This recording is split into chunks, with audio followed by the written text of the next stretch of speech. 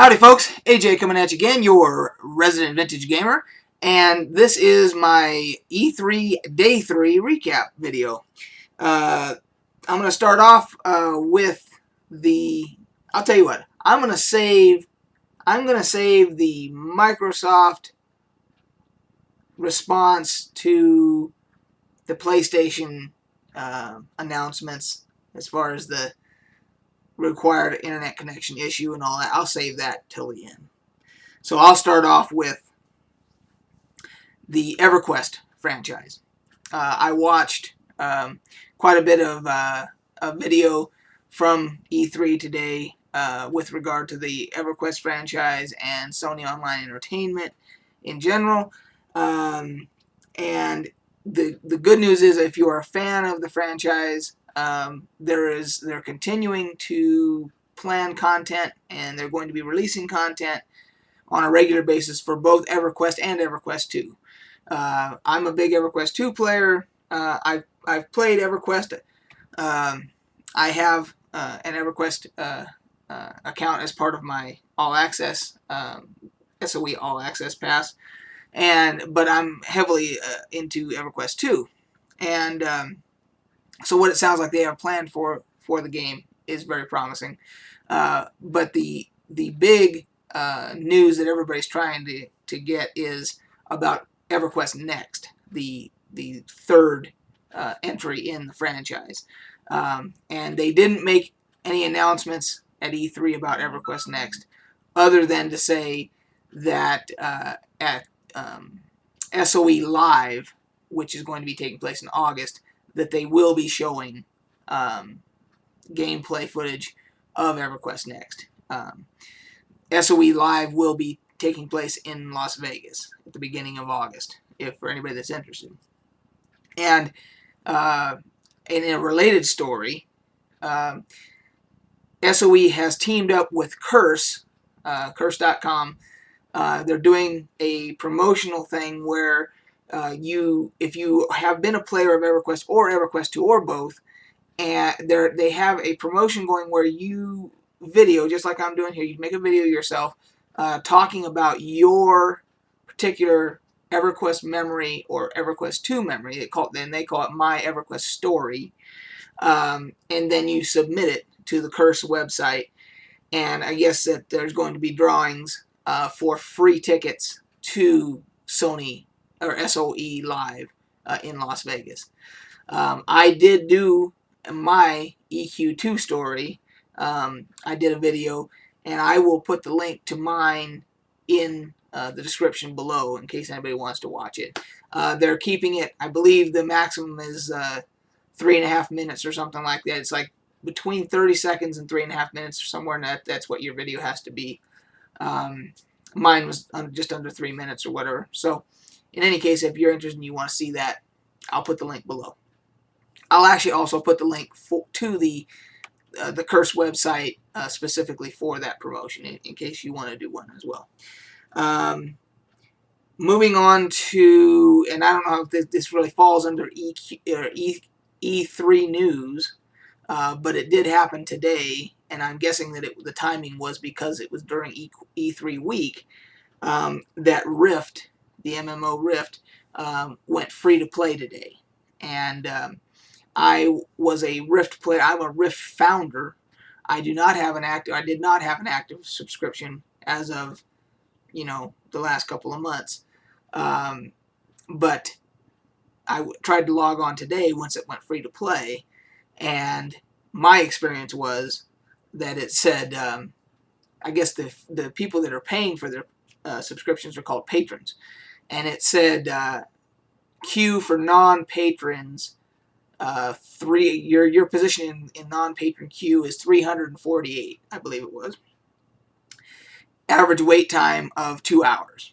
Of course, I wasn't going to wait 2 hours, so I just clicked off of it. So I can't talk about what the experience is going to be like on the free-to-play version of Rift because I can't get in, and I'm not going to wait 2 hours. So unless they open up more servers to facilitate the additional people that are trying to get in to experience the free-to-play version, I'm not going to be experiencing any of it until I can log in. So with regard to that, I guess it'll be stay tuned and we'll see what happens. So now on the Xbox Microsoft response. As everyone knows, Xbox, or I should say Microsoft, has announced with their Xbox One the 24-hour mandatory check-in with internet connectivity to be able to play your Xbox One, even single-player offline games. There's no such thing as offline, because if you don't have that internet connection every 24 hours, your Xbox One becomes a paperweight until you do get connectivity, even for your single-player games. So then PlayStation made their announcement where they said they're not going to have any such requirement on their system for PS4, and they're not going to have any restriction on used games and sharing of games and renting of games and any of that. So today, apparently a reporter was able to corner Don Matrick, is his name, the head guy for Microsoft Interactive, and asked him pointedly about the issue. And his response was that if you have limited access to the internet, or you're in an area, say you're a military person overseas, and you have your Xbox One that you've purchased, and you get shipped off to a base where they don't have any internet connectivity. His answer to all that was, well, I guess you're going to have to stick with Xbox 360. That was his answer. So apparently, if you're in that situation where you may not have guaranteed internet connectivity all the time, they don't want your money for the Xbox One. But they do want you to buy an Xbox 360. Well, I got news for you, Mr. Matrick. People are going to say, kiss our collective asses, because they're not going to, if they can't, if you prohibit them from using an Xbox One because of their situation, I would doubt that they're going to go and buy an Xbox 360 in substitution for that. They're going to go buy a PS4. That's what they're going to do. So, and the way he said it was very arrogant. And I'm going to put a link in the description below to the actual video of him making this statement, so you can see just how arrogant and, for lack of a better term, how much it came across of him being an asshole.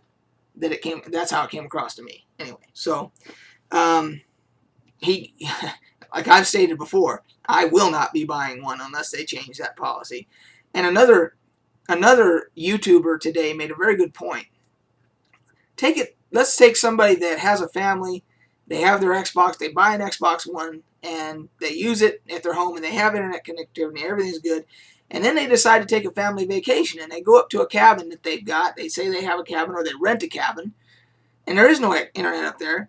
They cannot take their Xbox One with the games that they've purchased. I mean, people have put out hard cash. You know, the Xbox One's going to be whatever it is, $5.99 or, somewhere in that neighborhood.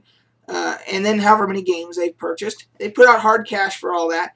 And they want to take it on vacation with them, so that in the evenings, they're going to do, activities during the day and go out and do hiking and kayaking or whatever the heck they're going to do. But then they come back to the cabin, and in the evening, the kids would like to play a game or something, and they don't have internet connectivity. So now they can't use it because they don't have internet connectivity up at their cabin. And so now it's useless. So, that's just another example of how, it's not conducive to people to real gamers who game where they go, and if they travel, if they get shipped off someplace else because of their job or whatever, and now something that they've paid for is useless, until they rectify that. So anyway, enough about that. That's my feelings on it, and if you want, you can comment below how you feel about it. The last bit of news that I have is not E3 related, but I figured anybody that's watching this might be interested, because the deal goes through tomorrow afternoon. If you have Steam and you have not been on for a couple of days, you may want to go on if you're interested in the Lego Lord of the Rings title. It's currently 75% off. They're offering it for $7.50, and I think it's normally $20 or something like that. So if you're interested, that little deal is going on too. So anyway, that'll do it for today, guys, and we will catch you on the flip side.